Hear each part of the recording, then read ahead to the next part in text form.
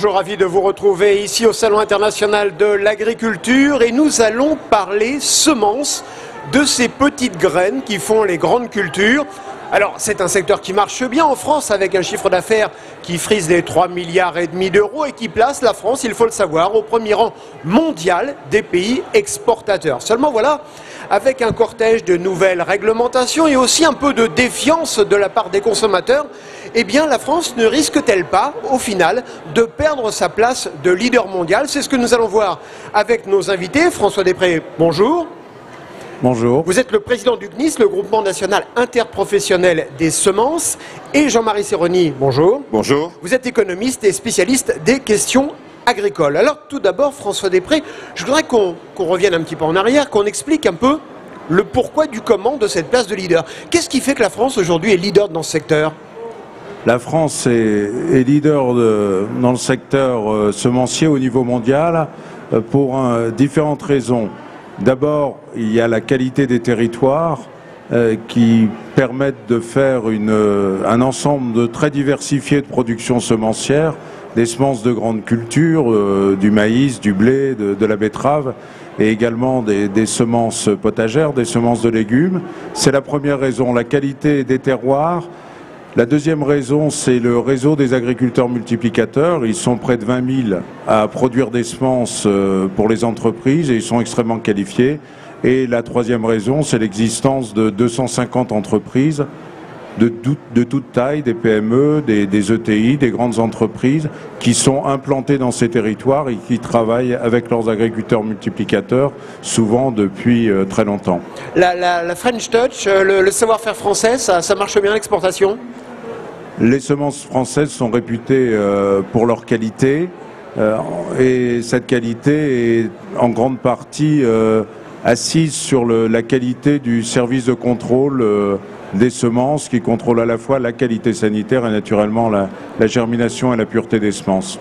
Jean-Marie Seroni, France leader à l'exportation au niveau mondial, oui mais, si je puis dire. On sent que le secteur est attaqué de toutes parts. Alors il est attaqué, c'est-à-dire qu'il est contraint, il est limité, notamment sur des nouvelles technologies, des nouvelles techniques de sélection. On peut parler des organismes génétiquement modifiés, on peut parler des nouvelles techniques de sélection, de l'édition génomique, qui sont considérées comme des OGM, donc qui limitent dans le champ de la concurrence. Mais je crois que la question qu'il faut se poser, c'est en fait, pourquoi c'est important de rester une grande puissance semencière? Hier, le président de la République, dans les vocations de la PAC et dans les ambitions, il a énormément insisté sur la souveraineté européenne, et notamment la souveraineté par rapport aux importations. On ne doit pas, dans sa vision, on ne doit pas devenir dépendant des importations. Et qu'est-ce qu'il y a de plus important dans la souveraineté que de maîtriser ses propres semences et l'origine de ces plantes cultivées? Oui, et d'ailleurs on pourrait presque dire, François Després, que le secteur des semences n'est pas un secteur agricole comme les autres, c'est un secteur stratégiquement agricole important pour l'agriculture française. Oui, naturellement, comme l'a dit Jean-Marie, la semence est à la base de tout, au départ de toute production. Et la performance du secteur semencier français, elle tient aux différents atouts que j'ai évoqués précédemment, mais également un investissement massif en recherche, puisque cette filière consacre 15% de son chiffre d'affaires à la recherche.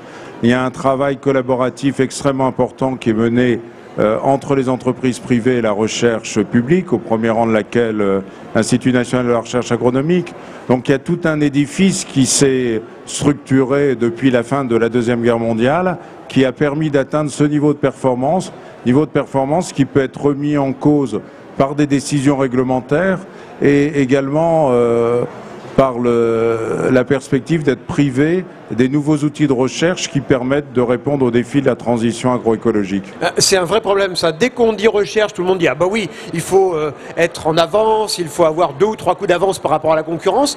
Et puis après on dit « Ah oui, mais alors attendez, la recherche, faudrait peut-être pas faire ça, ou faudrait peut-être faire ça mieux ». C'est compliqué, il y a un paradoxe. Hein. On encourage l'innovation quand on parle d'économie, mais par contre, dès qu'on est les mains dans les laboratoires, là, ça devient plus compliqué.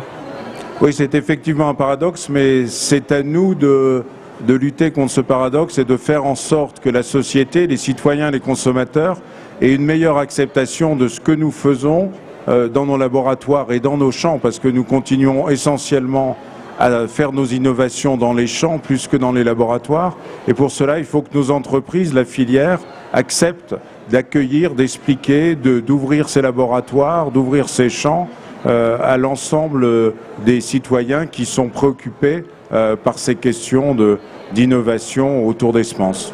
Quand Emmanuel Macron parle d'indépendance, vous devez boire du petit lait, non? Parce que pour vous, quelque part, ça veut dire des marchés qui sont encore là pendant quelques années. Oui, mais la croissance... Ou est-ce que vous êtes comme les agriculteurs, vous voulez qu'on vous parle d'amour, mais vous voulez surtout des preuves d'amour?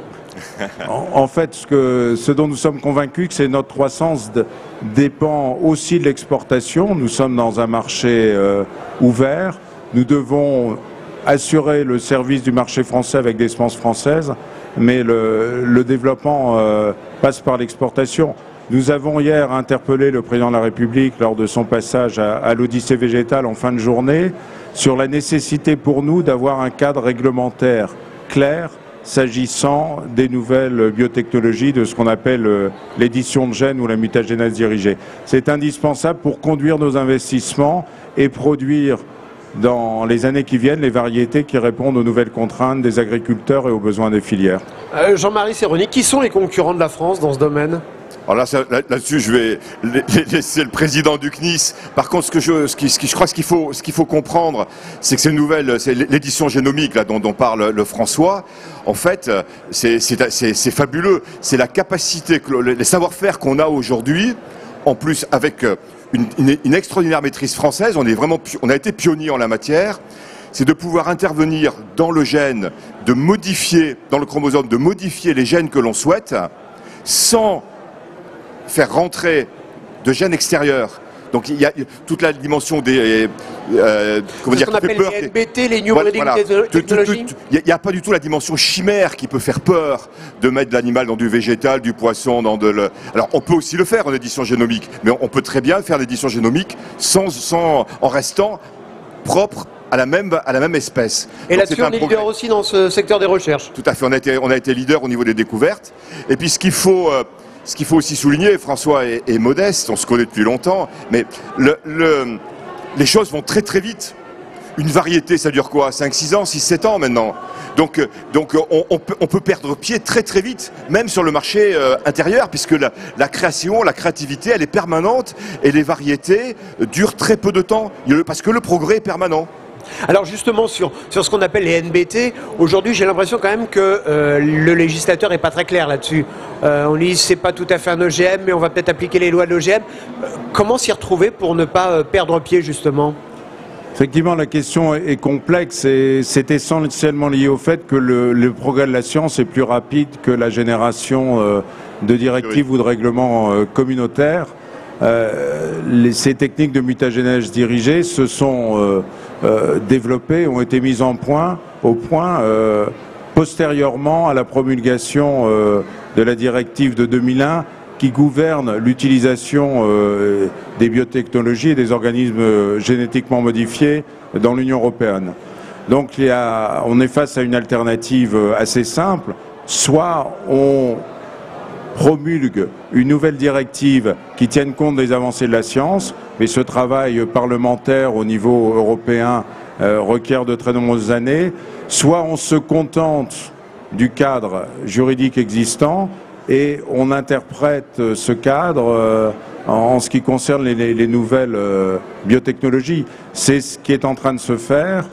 On a la possibilité aujourd'hui, dans le cadre réglementaire de la directive 2001-18, qui gouverne l'ensemble de ces aspects, de permettre l'accès au marché de celles des nouvelles biotechnologies qui ne sont pas des OGM et qui sont de la mutagénèse dirigée.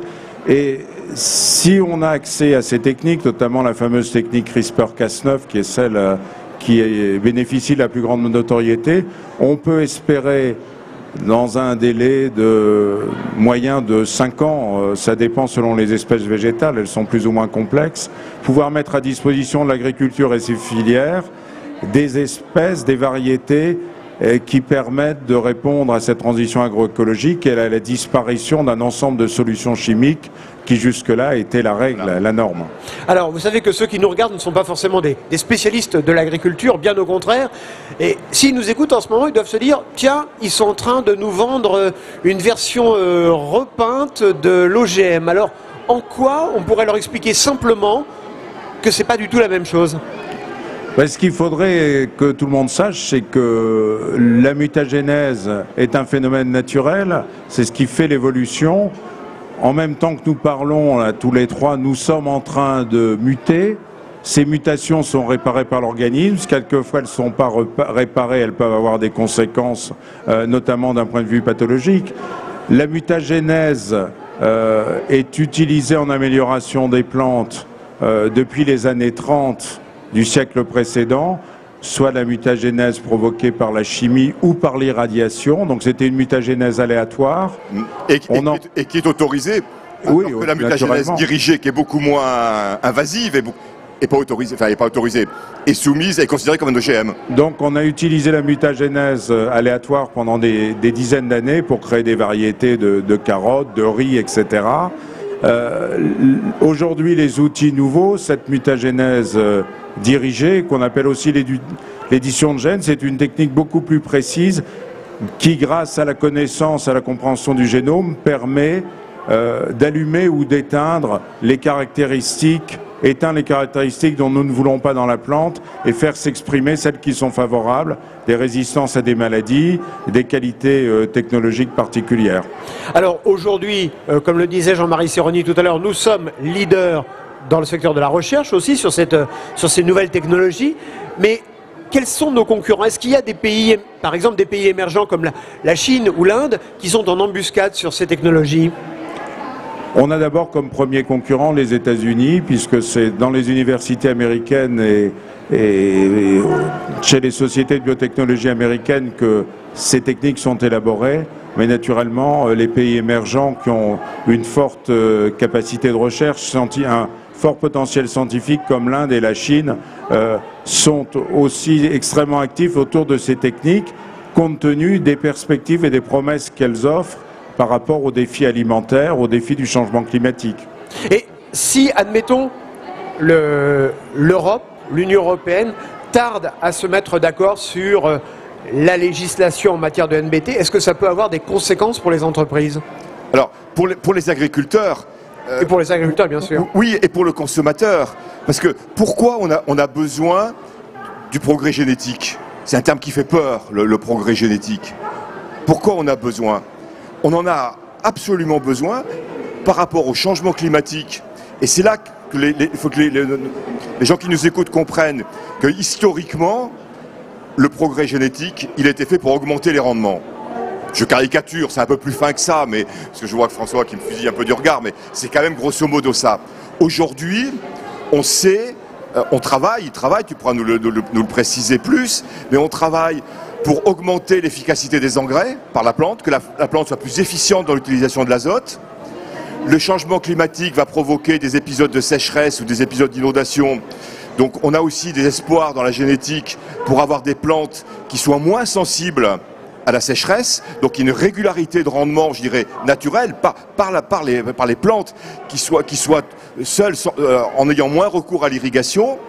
Mais on sait aussi diriger par la génétique la composition de la plante, correspondant aux besoins nutritionnels que l'on souhaite favoriser.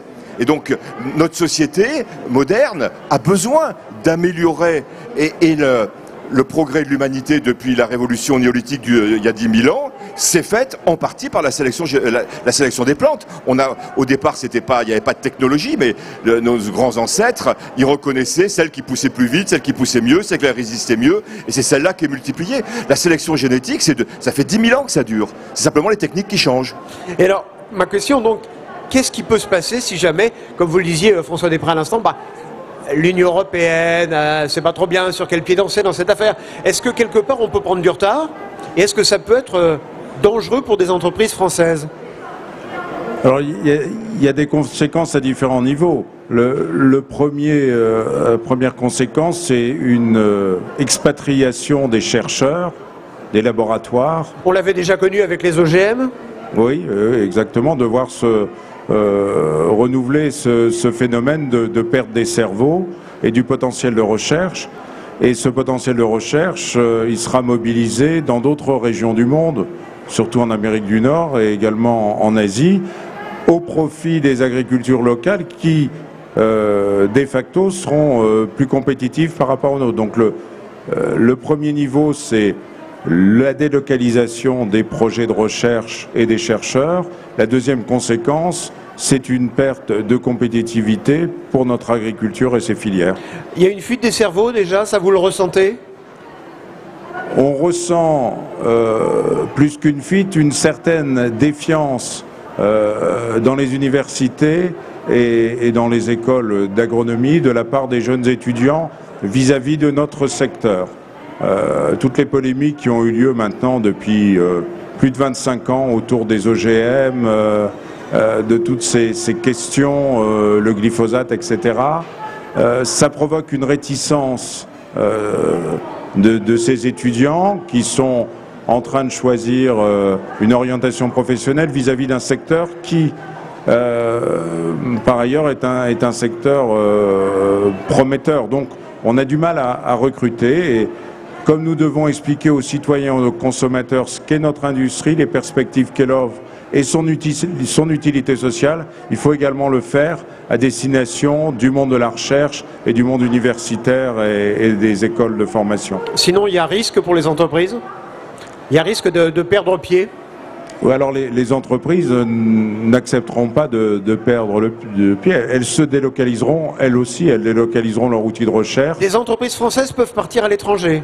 Les entreprises françaises sont déjà très internationalisées. En tout cas, vous avez des établissements à l'étranger, ne serait-ce que pour la contre-saison, pour pouvoir faire pousser tout le temps. Nos entreprises sont déjà internationalisées, donc ce qui risque de se produire, c'est des zones géographiques autres que la France ou l'Union européenne seront privilégiées dans la politique d'investissement et dans la politique de recrutement. Mais alors, Jean-Marie Serroni, vous l'économiste, vu ce qu'on vient de dire là avec François Després, ça veut dire aussi peut-être des entreprises qui ferment des sites en France peut-être et qui réorientent leur politique industrielle ailleurs. Voilà. Ça c'est catastrophique pour l'économie française. Et donc ça c'est catastrophique sur l'aspect de la filière, des emplois. Il y a quoi? Il y a 9-10 000 emplois, quelque chose comme ça. Il y a 17 000 emplois directs. 17 000 emplois directs, tu vois, mais c'est encore plus catastrophique pour répondre aux besoins que nous avons pour notre propre production, puisqu'on a besoin de variétés qui soient adaptées à nos contextes. Et je vais prendre un exemple qui va parler on est très friand, le consommateur est très friand de bio. Dans le bio, on ne peut pas utiliser d'intrants chimiques de synthèse, des intrants naturels. Donc la capacité propre de résistance de la plante et son efficacité à ce qu'elle trouve dans le sol est encore plus important que quand on peut mettre de la chimie. Or, il y a aujourd'hui, comme c'était un marché très petit, relativement peu de recherches faites sur les semences pour la culture biologique. Et il se trouve d'ailleurs qu'une des variétés de blé les plus utilisées en bio est issue de technologies assez avancées à l'époque en génétique. Donc on a besoin d'avancer, en particulier pour le bio. On peut avoir des NBT bio. On pourrait même avoir des OGM bio. Hein. Alors c'est un peu contraire à l'esprit où on n'intervient pas dans la plante. Mais le NBT, c'est la plante en elle-même. Mais alors j'imagine, François Després, si on a des OGM, voire des NBT bio, il va falloir l'expliquer ça. Là, vous allez devoir en passer du temps à l'expliquer à la fois aux agriculteurs, aux lobbies, aux consommateurs. Oui, mais le bio, c'est pas le contraire de la technologie. Hein. Non. Oui, tout passe par l'explication, la transparence et puis aussi par l'expertise. Et c'est d'ailleurs l'échange que nous avons hier avec le président de la République, quand il a été interpellé sur cette question des NBT. Il nous a dit qu'il s'engageait à mettre en place une expertise qui soit réellement indépendante des entreprises, du secteur, pour servir de base à cette information du consommateur et des citoyens qui achève de convaincre, ou qui commence de convaincre plutôt tout le monde que ces nouvelles techniques, cette mutagénèse dirigée, n'est, comme l'a dit Jean-Marie, que le prolongement d'un travail d'amélioration des plantes que l'homme a commencé dès les débuts de l'agriculture il y a 10 000 ans.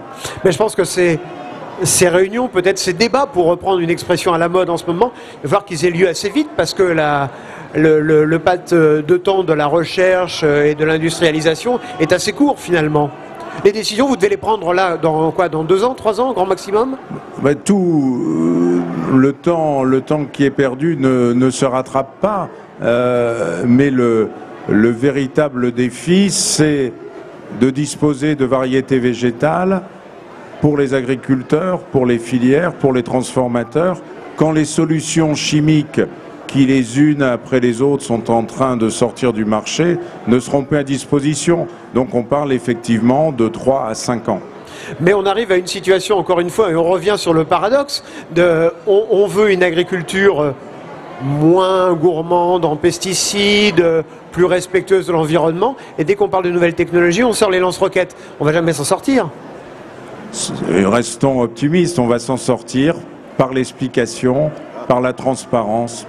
Et là, et il y a quoi, François va me préciser, mais on considère que dans le progrès, l'augmentation des rendements, ça dépend des espèces, mais c'est entre un tiers et plus proche de la moitié de la progression qu'on connaît depuis le lendemain de la guerre, grosso modo, à peu près entre 40 et 50% selon les espèces, qui provient de la génétique. Donc il n'y est pas lié à la chimie.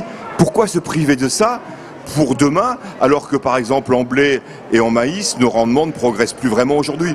Et si j'ai bien compris, si la France est leader en matière de recherche, les travaux de ces recherches, eux aussi, vont s'exporter. Donc quelque part, c'est aussi des rentrées de devises supplémentaires pour le pays.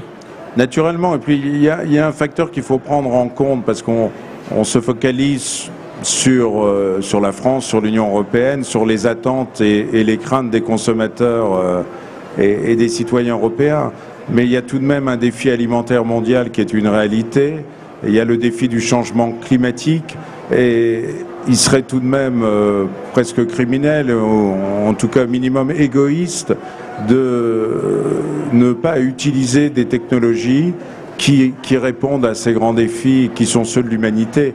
Alors naturellement, la France, compte tenu de son climat, de son positionnement géographique, aura toujours les moyens de se nourrir. Mais oui, d'ailleurs, on peut se dire qu'on a des préoccupations, là, autour de ce plateau, de pays riches. Vous pouvez le dire comme ça. En tout cas, je pense quant à moi qu'on a une responsabilité de contribuer à la résolution du défi alimentaire mondial dans le contexte du changement climatique, et l'industrie semencière, la semence, l'amélioration des plantes est un levier essentiel. La FAO le dit, la Banque mondiale, et donc ne pas valoriser ce potentiel de recherche en France, ça n'est peut-être pas indispensable, mais pour le reste du monde, ce serait vraiment... Et on a une spécificité française, et en plus dans le monde de la semence, tu l'as évoqué au début dans ta présentation, c'est ce partenariat permanent entre le secteur public et le secteur privé, qui est exemplaire dans le monde de la semence, avec une interprofession qui est très ancienne. Et c'est vraiment une spécificité française, et d'avoir un secteur public investi dans la recherche en alliance avec les entreprises privées. C'est une de nos forces. Et là aussi, ça pourrait avoir un impact sur les entreprises dans le futur. Cette position dominante, ça peut faire rentrer des parts de marché supplémentaires, ça peut permettre de faire gagner beaucoup d'argent. Bien sûr, l'alliance du secteur privé et de la recherche privée et des capacités de déploiement et de développement propres aux entreprises, plus le secteur de recherche à long terme et de recherche finalisée publique, c'est gagnant-gagnant. Et on dit souvent il faut le développer dans d'autres secteurs. Dans le secteur de la semence, ça existe, de la semence végétale, ça existe de manière historique. C'est vraiment une de nos forces. Ça explique aussi d'ailleurs en partie nos positions. Reste à convaincre, et c'est ce que je disais au tout début de cette émission, ceux qui ne sont pas forcément des utilisateurs premiers des semences, à savoir les consommateurs. Oui, alors ça passe, là encore, par de la communication, par l'intermédiaire des médias, naturellement, pour contrecarrer ou contrebalancer les craintes, la peur qui est totalement excessive sur ces sujets. Alors juste une dernière question avant de conclure cette émission. Au tout début, je disais, les semences, secteur en danger, point d'interrogation. À vous écouter, elles ne sont pas si en danger que ça. C'est un secteur furieusement d'avenir. C'est de toute évidence un secteur d'avenir, c'est un secteur capital pour l'avenir. Donc nous sommes convaincus de détenir beaucoup des solutions qui vont permettre de faciliter ou de réussir le changement du modèle agricole qui est le nôtre aujourd'hui. Donc à la fin des fins, on devra se tourner vers nous. Mais avec, bien sûr, le soutien des pouvoirs publics, des politiques, du gouvernement. Avec le soutien du législateur. Il faut jouer collectif sur ce coup-là. Des gens en charge de la réglementation, mais avant tout avec l'acceptation et la confiance des consommateurs et des citoyens. Merci beaucoup François Després, merci Jean-Marie Seroni d'avoir participé à cette émission ici au Salon international de l'agriculture. Et moi je vous dis à très bientôt sur le plateau de Village Semences.